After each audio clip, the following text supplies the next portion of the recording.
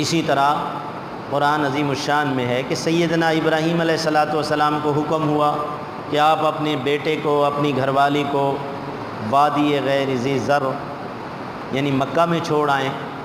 جس جگہ پر جا کر چھوڑنے کا حکم ہوا وہاں سبز پتہ بھی نہیں، درخت بھی پتے والا نہیں ہے، سبز پتے والا ایک درخت بھی وہاں موجود نہیں، اس لیے کہ وہاں پانی کا انتظام نہ تھا۔ جہاں پانی نہیں ہوتا وہاں سرسبز ماحول اور درخت بھی نہیں ہوتے۔ اب اللہ پاک کی طرف سے سیدنا ابراہیم علیہ السلام کو حکم خاموش رہنے کا تھا کہ چھوڑ کر واپس آنا ہے لیکن خاموش رہنا ہے۔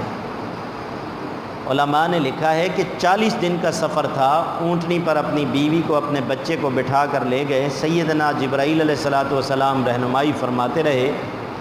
وہاں جا کر اپنی بیوی کو جنگل بیابان میں زندگی کے اسباب میں کوئی سبب موجود نہیں ہے، چھوڑ کر جب واپس آنے لگے تو بیوی پوچھنے لگی کہ ہمیں یہاں آپ چھوڑ کر کیوں جا رہے؟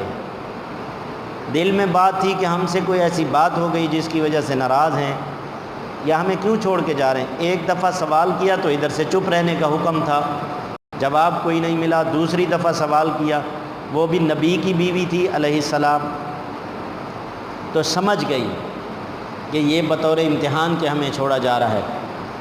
تو پھر پوچھنے کا انداز بدلا اور یوں فرمایا، کیا ابراہیم اللہ کا حکم ہے ہمیں یہاں چھوڑنے کا؟ اللہ کی طرف سے حکم آیا ہے؟ تو پھر سیدنا ابراہیم علیہ السلام نے سر ہلا دیا اس بات میں کہ ہاں اللہ کا حکم ہے۔ فرمایا کہ اگر اللہ کا حکم ہے تو اللہ ہمیں ضائع نہیں کریں گے۔ اب کھانے پینے کی جو چیزیں تھیں وہ استعمال کرتے کرتے ختم ہو گئی، ایسا وقت آیا کہ پانی بھی ختم ہو گیا۔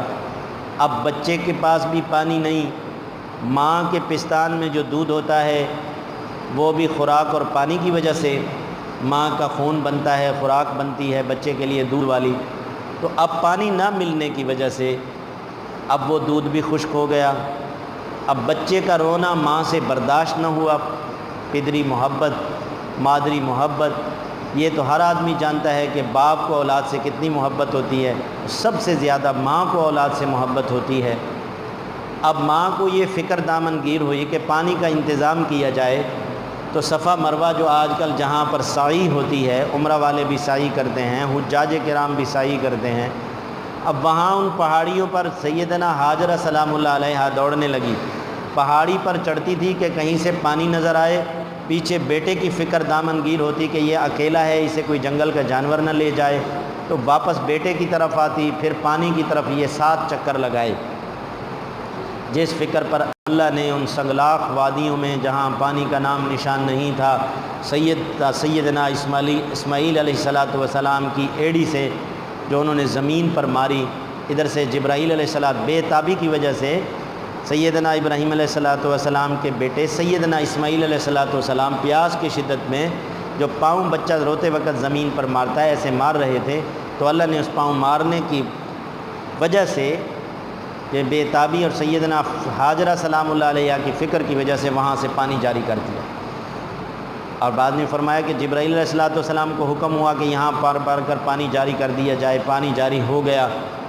جیسے ہی پانی جاری ہوا تو پریشان ہو گئی، پانی بڑھتا جا رہا تھا، تو اس کے ارد گرد منڈیر بنانا شروع کی اور اپنی زبان میں پانی سے کہا زم زم، آپ یعنی پانی کو زمزم کا معنی ہے ٹھہر جا ٹھہر جا، اس لیے علماء نے لکھا ہے سیدنا حاجرہ سلام اللہ علیہ پانی کو زمزم نہ کہتی تو یہ پوری دنیا میں پانی ہوتا زمزم کا۔ تو فرمایا اللہ نے سرپرستی فرمائی اور وہاں پانی کا انتظام کر دیا۔ پھر اسماعیل علیہ السلام بڑے ہو گئے، اب بیت اللہ کو اللہ نے نعمتوں کا مرکز بنا دیا۔ یہ اللہ سبحانہ و تعالیٰ کی سرپرستی ہے۔ جب بندہ نیکی اختیار کرتا ہے وہاں موت کے اسباب میں اللہ نے زندگی کے اسباب پیدا کر دیے، یہ اللہ جل شانہ نے کیا۔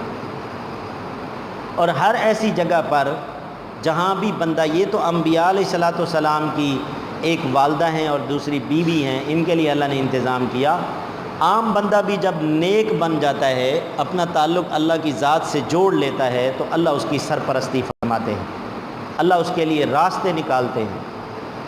حضرت مسکین پور میں حضرت پیر حبیب اللہ صاحب نقشبندی رحمۃ اللہ علیہ کے بارے میں آتا ہے، ان کے خلیفہ تھے مولانا عبد المالک پیر عبد المالک خانیوال والے پیر ذوالافقار صاحب دامت برکاتہم فرمانے لگے کہ مسکین پور شریف کی مسجد میں بیٹھے ہوئے تھے، اسی بات پر حضرت نے فرمایا کہ جب بندہ نیک بن جاتا ہے تو اللہ اس کی دستگیری فرماتے ہیں، سرپرستی فرماتے ہیں۔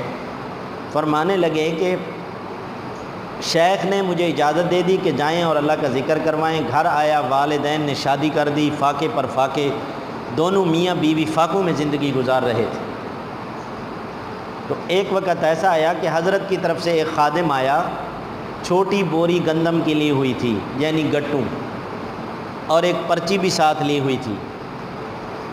اس پرچی کے اوپر لکھا تھا کہ اس کو کسی بند برتن میں ڈال دیں اور اس سے سوراخ کر لیں، جیسے پڑوپیاں اور ایسے مٹولے بنائے جاتے تھے مٹی کے، اور اس سے گندم نکال کر کھاتے رہیں۔ اسی پرچی کے آخر میں لکھا ہوا تھا ان اللہ مع الصابرین، اور صبر کرتے رہیں، اللہ تعالیٰ صبر کرنے والوں کے ساتھ ہیں۔ حضرت فرمانے لگے کہ میں اب مسجد میں بیٹھا ہوں، باوضو بیٹھا ہوں، اللہ کی قسم کھا کر کہتا ہوں کہ اس گندم کی پڑوٹی سے جہاں ہم نے گندم ڈالی تھی کہ 10 کلو کی مقدار میں اس گٹو میں، چھوٹا گٹو تھا، گندم ہوگی۔ 40 سال سے اس سے کم و بیش ہم اس سے گندم نکال رہے ہیں، ابھی تک وہ گندم ختم نہیں ہے۔ اللہ نے ایسی سرپرستی فرمائی اور ایسی برکت فرمائی۔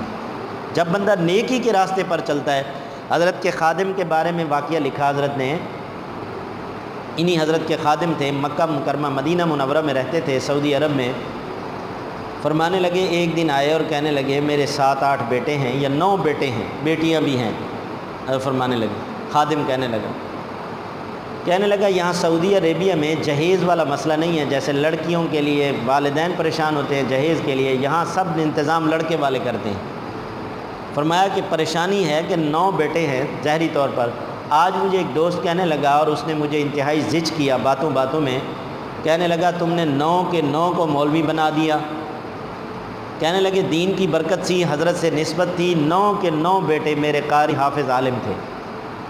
تو وہ مجھے زج کرنے لگا کہ اب 9 بیٹوں کی شادیاں کرنی ہیں، یہاں کے قوانین تم سمجھتے ہو، تو تم اس کی شادیاں کیسے کرو گے؟ ان کی نہ تمہارے پاس کوئی پیسہ روپیہ ہے، اب رشتے ڈھونڈتے پھرو گے، جوتیاں چٹکھاتے پھرو گے، اسی حال میں تمہیں موت آ جائے گی، تم سے کوئی رشتہ بھی نہیں کرے۔ کہنے لگے مجھے ذہنی طور پر تو اس کی باتیں لگی اور تکلیف ہوئی۔ کہنے لگا 2 بیٹوں کو عالم بنا دیتے، کسی کو ڈاکٹر بنا دیتے، کسی کو انجینئر بنا دیتے، دنیا کے کاموں میں لگا دیتے، وہ کماتے، 4 پیسے آپ کی جیب میں ہوتے تو آپ کے لیے مسائل آسان ہو جاتے۔ بات تو اس کی میں نے سن لی۔ پھر حضرت پیر ذوالافقار صاحب دامت برکاتہم فرمانے لگے، اس نے آگے یہ ساری بات مجھے ذکر کی اور افسردہ تھا۔ میں نے کہا کوئی بات نہیں ہے، مواجہ شریف پر ہم درود شریف پڑھنے کے لیے جا رہے ہیں رسول پاک صلی اللہ علیہ وسلم کی خدمت اقدس میں، تو آپ بھی ہمارے ساتھ چلیں، وہاں جا کر پھر دعا مانگ لیں گے۔ کہتے ہیں پھر ہم آئے، مواجہ شریف پر ہم نے صلاۃ و سلام پیش کیا آقا علیہ الصلاۃ والسلام کی خدمت اقدس میں، پھر ان کے لیے دعا کی بیٹھ کر بہت زیادہ۔ فرمایا دوسرے دن شام کے وقت نشست لگتی تھی تو وہ مٹھائی کا ڈبہ لیتے ہوئے مسکراتا ہوا آ رہا تھا۔ میں نے ساتھیوں سے کہا کہ کل ہی اس نے کہا ہے دعا کریں کہ کل ہم نے کہیں رشتے کے لیے جانا ہے، تو ہم نے دعا کی، تو آج یہ جو مٹھائی کا ڈبہ لیتے ہوئے مسکراتے ہوئے آ رہا ہے، لگتا ہے کہیں ہاں ہو گئی ہے۔ مٹھائی کا ڈبہ پیش کیا، کہنے لگا حضرت اللہ نے ایسی سرپرستی فرمائی، یہاں سعودی عربیہ میں ایک پاکستان کا انجینئر رہتا تھا، اس کی ایکسیڈنٹ میں ڈیتھ ہو گئی، پتہ چلا کہ اس کے گھر میں بیٹی جوان ہے، تو بیٹے کا رشتہ لے کر ہم دونوں میاں بیوی وہاں گئے۔ کہتے ہیں جیسے میری بیوی اندر گئی تو تھوڑی دیر کے بعد وہ واپس آئی تو اس کا سانس پھولا ہوا تھا اور مجھے کہنے لگی 2 منٹ مجھ سے اکیلے میں بات کریں۔ تو میں نے کہا کہ یہ جو پریشان حال ہے، سانس پھولا ہوا ہے، لگتا ہے انہوں نے جواب دے دیا ہوگا، عورت ہے یہ پریشان ہو گئی ہے۔ تو جب میں اکیلے میں گیا اس کے ساتھ تو مجھے سانس اس کا پھولا ہوا تھا، پریشانی خوشی کی وجہ سے چلتے ہوئے، تو مجھے کہنے لگی ہو گیا۔ میں نے کہا کیا ہو گیا؟ کہتی ہے سب کچھ ہو گیا۔ میں نے کہا بھی سب کچھ کیا ہو گیا؟ کہتا ہے اللہ کا فضل ہے، ان کی 9 بیٹیاں ہیں، انہوں نے 9 بیٹوں کے لیے ہاں کر دی ہے۔ میں نے ان کو بتایا کہ ہمارے 9 بیٹے ہیں، تو کہنے لگی کہ اس کی بیوی کہنے لگی کہ میرے خاوند نیک آدمی تھے، انہوں نے کہا کہ ان کے رشتے نیک لوگوں سے کرنا۔ جیسے ہی میں نے ان کو بتایا کہ ہمارے 9 بھائی ہیں، بیٹے ہیں، آپس میں وہ 9 بھائی ہیں، تو اس نے کہا جی 9 کے 9 کے لیے ہاں ہے، اور اللہ 9 کے 9 رشتے کروا دیے، اور انتہائی مالدار آدمی تھے اور اللہ نے سہولت کے ساتھ سارے رشتے کروا دیے۔ فرمانے لگے کہ اللہ نیکوں کا سرپرست ہے، اللہ کسی کو ضائع نہیں کرتے۔ جب آدمی نیک بن جاتا ہے، اللہ سے اپنا تعلق جوڑ لیتا ہے، تو پھر اللہ سبحانہ و تعالیٰ اس کے لیے راستے نکال لیتے ہیں، پریشانیاں دور ہو جاتی ہیں۔